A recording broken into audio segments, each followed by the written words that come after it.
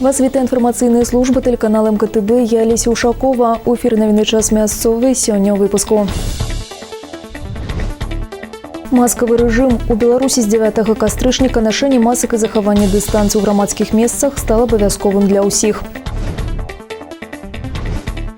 Акцыя «Чысты лес» адбылася ў Беларусі. Валанцёры дапамагалі лясгасам ліквідаваць несанкцыянаваныя звалкі і добраўпарадкаваць лясы. Падтрымалі добрую справу і маладзечанцы. Сяброўства і супрацоўніцтва. Дні культуры Таджикістана праходзяць у Беларусі. Госці сярэднеазіяцкай краіны наведалі наш горад і выступілі на сцэне Палаца культуры. У Беларусі з 9 кастрычніка нашэнне масак і захаванне дыстанцыі ў грамадскіх месцах стала абавязковым для ўсіх. Міністэрства аховы здароўя ўнесла змены і дапаўненню санітарныя нормы і правілы, які датычацца прафілактыкі грыпу і COVID-19. Гэта звязана з тым, што ва ўсіх рэгіёнах рэспублікі назіраецца складаная эпідэміялагічная сітуацыя па захворванні каранавіруснай інфекцыяй. Беларусы абавязаны насіць маскі і захоўваць дыстанцыю ў магазінах, аб'ектах грамадскага харчавання, бытавога абслугоўвання, пры наведанні тэатраў, кіно, культурна-масавых мерапрыемстваў, стадыёнаў, прадпрыемстваў, устаноў аховы здароўя, аптэк і іншых аб'ектаў. Выконваць правілы, неабходныя ў грамадскім транспарце ўсіх відаў, уключаючы таксі. У санітарных нормах таксама адзначана, што маска павінна закрываць нос, рот і подбородок. Что же подразумевает собой использование средства индивидуальной защиты? Маска должна закрывать нос, рот и подбородок. Мы будем проводить мероприятия в первую очередь по информированию широких масс населения о необходимости использования масок. Но уже это дело не добровольное. За невыполнение вот этих требований предусмотрена административная ответственность в виде штрафа на физических лиц в размере до 30 базовых величин. Міністр аховы здароўя Дмітрый Пеневіч адзначыў, што ў гэтую хвалю вірус не толькі памаладзеў, але і стаў больш раннім і жорсткім. Паводле яго слоў, калі раней пагаршэнне стану можна было чакаць на 7-8 суткі хваробы, то цяпер у пацыентаў пагаршэнне медыкі рэгіструюць на 3-4 суткі. Каранавірусам хварэюць моладзь, дзеці, цяжарныя жанчыны. У першую хвалю такіх пацыентаў было мала. Каб змагацца з гэтай хваробай, трэба прышчапіцца. Гэта адзінае правільнае рашэнне, падкрэсліў Дмітрый Пеневіч. У краіне ўжо больш за 1 мільён 740 тысяч чалавек прайшлі поўны курс вакцынацыі.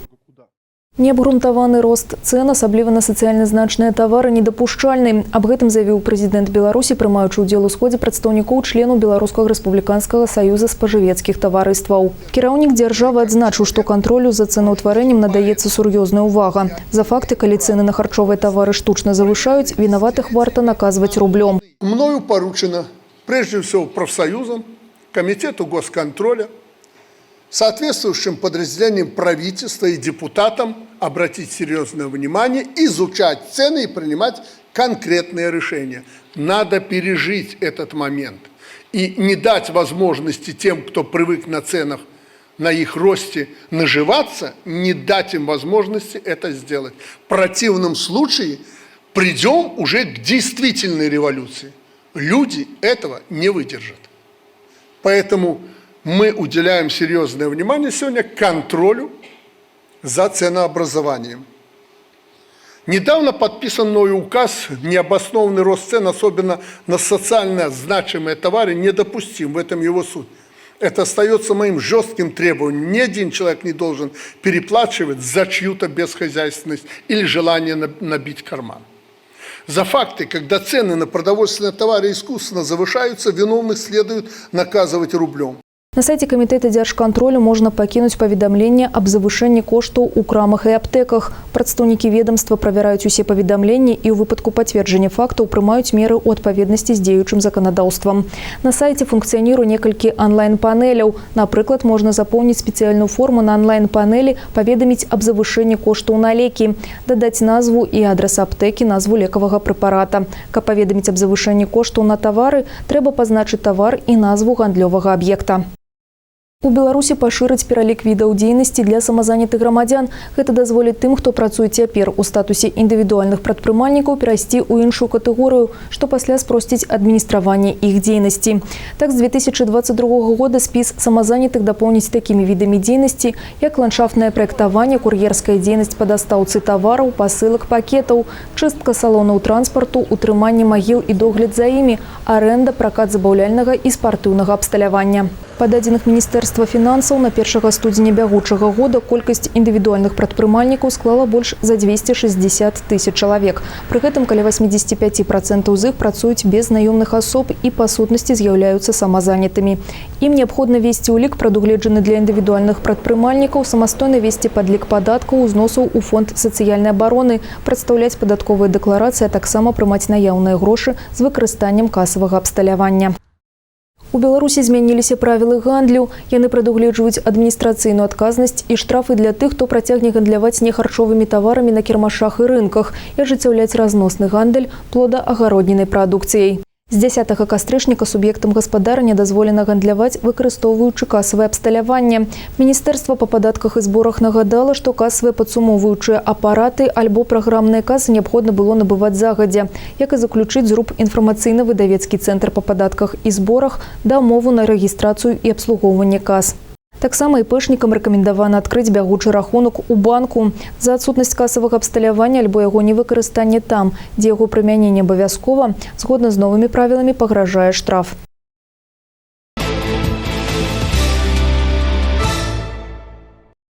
Як дача можа стаць палігонам для злодзеяў-дамушнікаў? З пачатку года ў Малодзейшынскім раёне здзейснена 16 крадзяжоў з дачных домаўладанняў. У цэлым у рэгіёне назіраецца тэндэнцыя да памяншэння такіх злачынстваў, аднак пытанне прафілактыкі не здымаецца.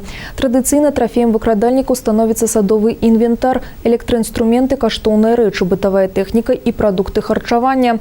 Карыстаецца попытам чорны каляровы металы, будаўнічыя матэрыялы.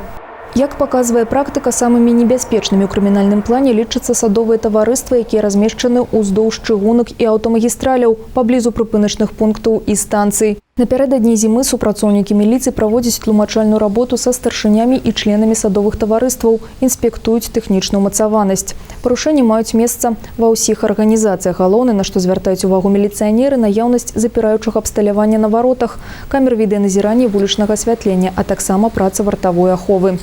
Міліцыянеры раяць не пакідаць на дачы каштоўныя рэчы, дарагую тэхніку, а таксама прыбіраць з прыдваровых тэрыторый садовыя канструкцыі.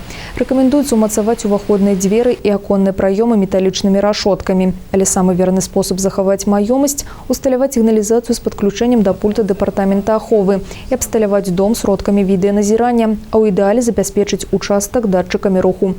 Зімой варта перыядычна наведвацца на свае дачы. Калі вы заўважылі падазроных людзей, якія праяўляюць асаблівую ўвагу да вашай маёмасці або маёмасці вашых суседзяў, адразу ж тэлефануйце па нумары 102 або звяртайцеся ў аператыўна-дзяжурную службу Маладзейшынскага РАУС. Акцыя «Чысты лес» адбылася ў нашай краіне. Ініцыятарам традыцыйнага мерапрыемства з'яўляецца Міністэрства лясной гаспадаркі Рэспублікі Беларусь. Падтрымалі добрую справу і маладзейшынцы. Тэму працягне Алла Маркелава. Жыхары горада і раёна, студэнты, прадстаўнікі прадпрыемстваў, арганізацыі і міністэрстваў дапамагалі леснікам наводзіць парадак не толькі ў лясных масівах, але і ля прыдарожных палос у месцах масавага адпачынку грамадзян. Акцыя «Чысты лес» стала традыцыйнай. У Беларусі яна праходзіла ўжо 11 раз. І нягледзячы на эпідэміялагічную сітуацыю, валанцёры сумясцілі прыемнае з карысным, падыхалі свежым лясным паветрам і перад зімой прыбралі ў доме зялёнага сябра. В акции участвую я не впервые, и мне кажется, что замечательная эта акция, и была бы рада, если бы побольше людей участвовало в ней. Вот. Мне кажется, мы делаем доброе дело, убираем мусор, чистим лес, то есть наводим порядок на нашей планете. Мне особо приятно участвовать в этой акции. Для меня этот лес родной, я тут родилась и помню его с детства. Мне хочется, чтобы он был чистым, красивым, и чтобы больше людей участвовали в таких акциях. Супрацоўнікі маладзечынскага лясгаса заключылі дамову з камунальнікам аб вывазе смецця, прычым валанцёры выкарысталі раздзельны спосаб сартавання адходаў. Калі летам пластикавыя бутэлькі, пакеты, кантэйнеры яшчэ былі не так бачны з-за лістоты, то цяпер пад зіму карціна ля берагоў вадаёмаў і ў лясах зусім непрывабная. Тое ж назіраецца і паблізу некаторых садовых таварыстваў. Каб дысцыплінаваць грамадзян і прывучыць іх да парадку, леснікі ўстанаўліваюць фоталавушкі, і калі чалавек трапляе ў фотоаб'ектыў, здымак тут жа адпраўляецца па інтэрнэце ў рэжыме онлайн. Летась такім чынам выявілі 3 чалавек, якія займаліся самавольным вывазам смецця ў лясныя масівы. А за дадзенае парушэнне прыйдзецца заплаціць рублём. Адміністрацыйная адказнасць прадугледжвае ўнушальныя штрафы і да фізічных асоб, і да юрыдычных. Собрать мусор – это ползадачи, но основная цель все-таки привлечь внимание школьников, привлечь внимание граждан к тому, что у нас лес – это наше богатство, и если мы не будем заботиться о его чистоте, естественно, что это богатство будет терять свою ценность.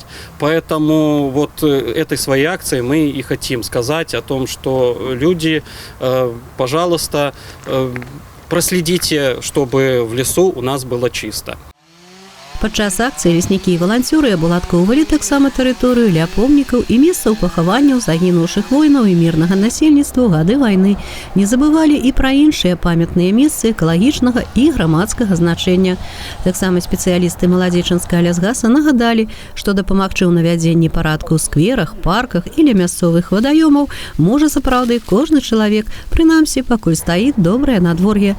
Для гэтага неабходна звярнуцца ў бліжэйшае лясніцтва, і леснікі абавязкова падкажуць адрасы, дзе зялёнаму сябру патрэбны клопат і ўвага. Алла Маркелова, Алексей Андреевский, МКТБ.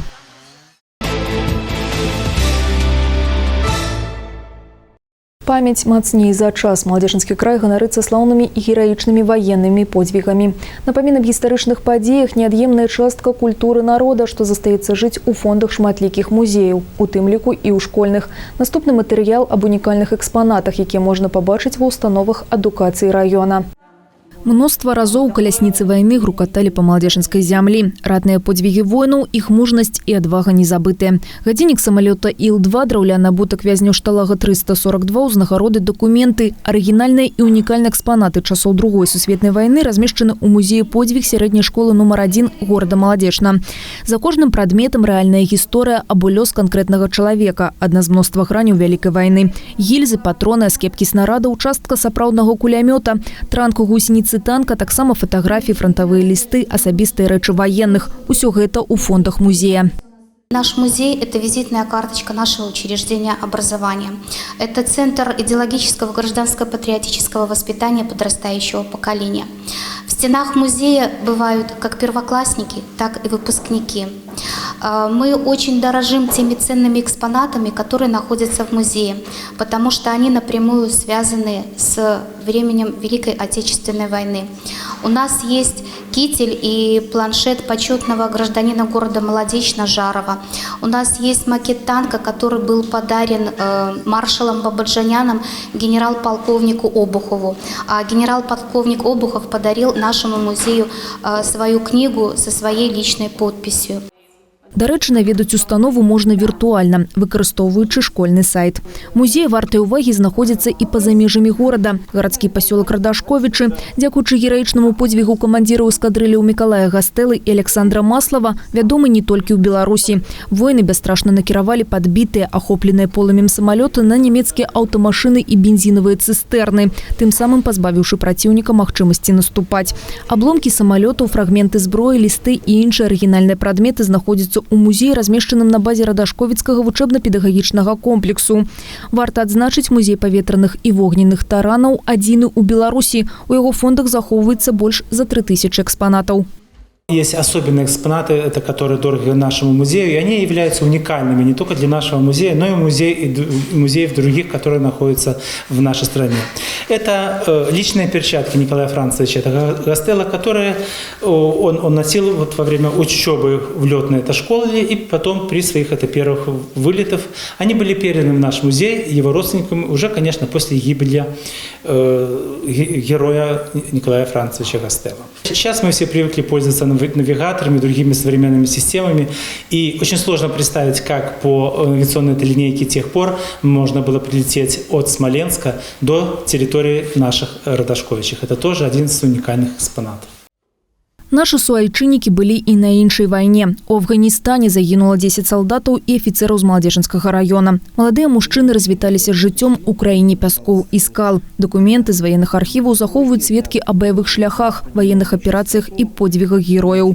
Музей памяці воінаў-інтэрнацыяналістаў створаны ў пачатку 2000-х. На дзень адкрыцця музей быў адным з першых у рэспубліцы. Тут можна ўбачыць шмат экспанатаў, якія адлюстроўваюць жывую гісторыю афганскай вайны. Асабістыя рэчы загінулых воинов-молодеженцев, документы, ордены и медали, предметы быту.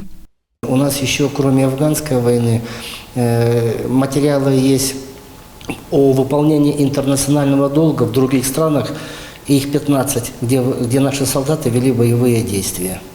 То есть он такой за весь интернациональный долг. Узнать, чем дышали, как воевали, как они действовали в тех тяжелых условиях. Ну и самое главное, то, что нам сейчас очень необходимо, это то чувство патриотизма, которое мы испытывали 30-40 лет назад, наше поколение, когда воевало в Афганистане, либо выполняло интернациональный долг в других странах, где велись боевые действия. Это, наверное, на сегодняшний день вот этот прочувствовать дух патриотизма, который был у нас в то время. Фонды установы регулярно пополняются материалами краязнаўцаў, ветеранаў локальных войнаў. Сёння музей мае статус народны, а ў калекцыі больш за 1000 экспанатаў. Маладзечаншчына старонка гістарычна багатая і унікальная. Падзеі роднага краю як адлюстраванне шматвяковага шляху беларускага народа. Даведацца пра яго і прайсці які нам наканавана разам. Алесь Ушакова, Александр Еўскі, МКТБ. Дні культуры Таджикистана проходят у Беларусі. У рамках культурной акции у столицы уже отбылись показ фильмов и галаконцерт майстроў мастацтва Таджикистана. Гости среднеазиатской краины наведали и наш город. У пятницу на сцене Маладзечанскага палаца культуры выступили таджикские артисты. У складе делегации у наш город приехал директор Таджикского дзяржаўнага акадэмічнага театра оперы и балета. Вітаў гостей старшыня Маладзечанскага райвыканкама Юрий Горлаў. Мы рады впервые у нас в Маладзечне видеть наших друзей из Таджикистана и этот замечательный коллектив.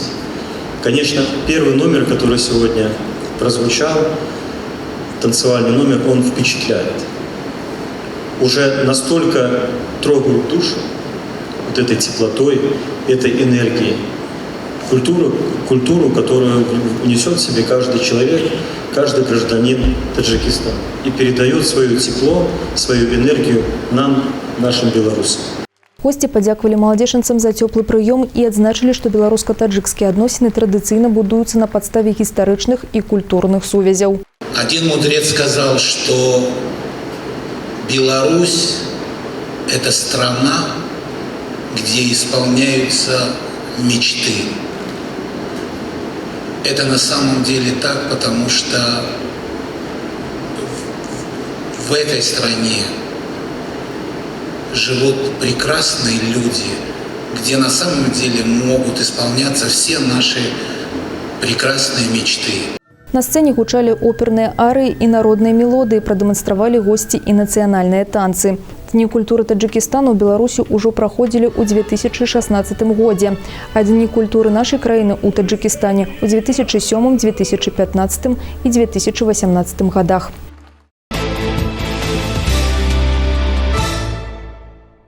Зноў паражэнне. Хакеісты «Дынамо Маладзечна» ў хатнім матчы прайгралі камандзе «Нёман» з лікам 0-3. Супернікі закінулі па адной шайбе ў кожным перыядзе ў вароты дынамаўцаў. Гэта чацвёртае паражэнне запар для маладзечанскай каманды. Прычым у апошніх двух матчах хакеісты «Дынамо» не змаглі закінуць ніводнай шайбы ў вароты супернікаў.